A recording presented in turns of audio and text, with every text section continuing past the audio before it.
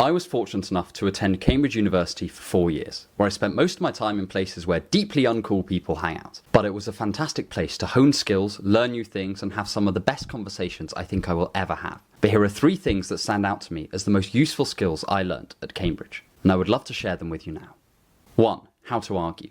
A quirk of the Cambridge teaching approach is that you will meet with academics 2 to 4 times per week for supervisions. This is basically where you bring them an essay or a worksheet or whatever you've been studying, and they will tear it to pieces in front of your eyes, mercilessly, for about an hour. The point of this is not to be needlessly cruel, though undoubtedly there is occasionally that aspect to it, but to teach 2 lessons simultaneously.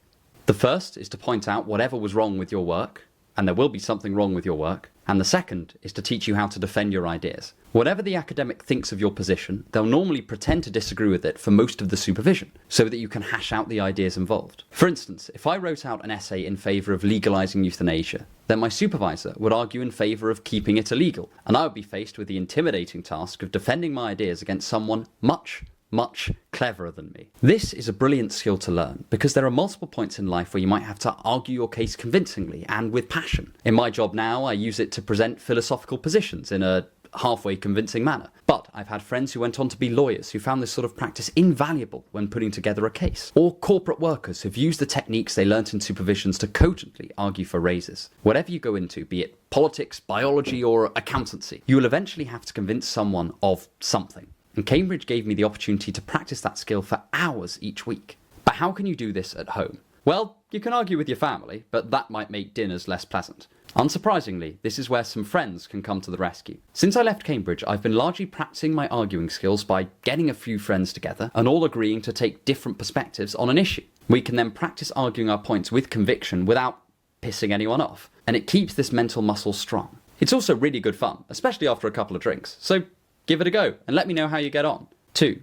How to learn. Cambridge is notorious for just throwing endless information at you and expecting you to cope. This is, initially, a complete pain in the arse. But once you get over that shock, you're forced to learn how to learn. Over my time at Cambridge, I refined my memory techniques, learned to speed read, and accumulated over 50 little tips and tricks that maximised the efficiency and enjoyability of my learning. I know this sounds sad, but I promise there is no better feeling than finding yourself getting better and better at learning new things. I've always been addicted to learning, and if you're watching this video, then chances are you have been as well. And Cambridge's brutality with the breadth and depth of what you have to learn forces you to become a much stronger learner. It's allowed me to learn a lot of music theory from scratch and pick up new skills much quicker than I ever used to. But no one should have to go to Cambridge to learn these techniques. Over the course of this channel, I'll be making videos on many of the techniques I refined over my time at Cambridge, so stick around for that. But, as with most things, the main thing Cambridge provided to boost my learning ability was endless practice. And this is not limited to the hallowed halls of centuries-old institutions. Set yourself challenges to learn new things, and then set very tight deadlines. Decide to read 3 books on Russian politics in a week, or memorize 1,000 words of Spanish vocab.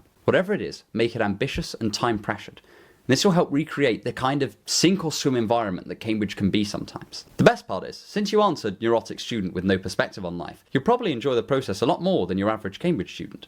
The trick here is to stay creative and stay optimistic. Test out different ways of organising your study. Keep what works and chuck whatever doesn't. Every single learner is different, and the only way to truly improve is to experiment. And since we're setting ambitious goals here, we've got to remember that when we inevitably fail at some of them, that's okay. We just pick ourselves up and we try again. 3. Formal logic. Now, don't click away. I know this is kind of a rogue one, but I promise you that formal logic is well worth learning. So, what is it? It's essentially the ideal language of thinking.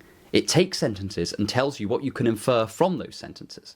At its highest level, it looks like this, which is pretty unapproachable. But the aspects of it that would help you most in everyday life are just the very basics of what's called propositional logic. For instance, take the following tweet. If you look carefully, you can see that it's trying to argue that the pyramids are not evidence for alien visitation, because the techniques used to build them were not advanced enough to need any extraterrestrial help.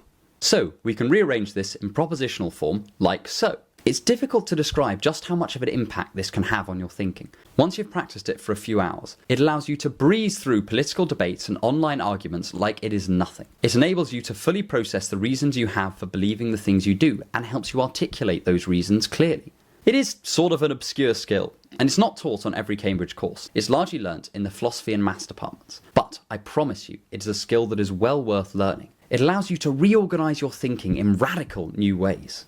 And it aids in the other two lessons as well. Learning formal logic gives you a firm understanding of not just how to argue, but how the very structure of argument itself works. And this is an invaluable help when you're trying to get your point across to someone who might otherwise be unreceptive or even hostile. And the way formal logic forces you to organise your thoughts means learning can happen much more smoothly. Formal logic gives you the ability to spot logical connections between seemingly unrelated statements, forming new links between different aspects of a topic, and ultimately helping you learn much more quickly. Learning is as much about the number of associations you can form with a piece of information as it is about standard memorization or just the hours put in at the desk. So I encourage you to have a crack at learning formal logic. And I don't say that just because I teach it. There are free textbooks available online at the Open Logic Project, which I'll link in the description, or there's Peter Smith's classic Introduction to Logic. So take these 3 skills away with you and see if they help you. And if you're thinking of applying to Cambridge, then please do get in touch. And stick around for more on philosophy to improve your life.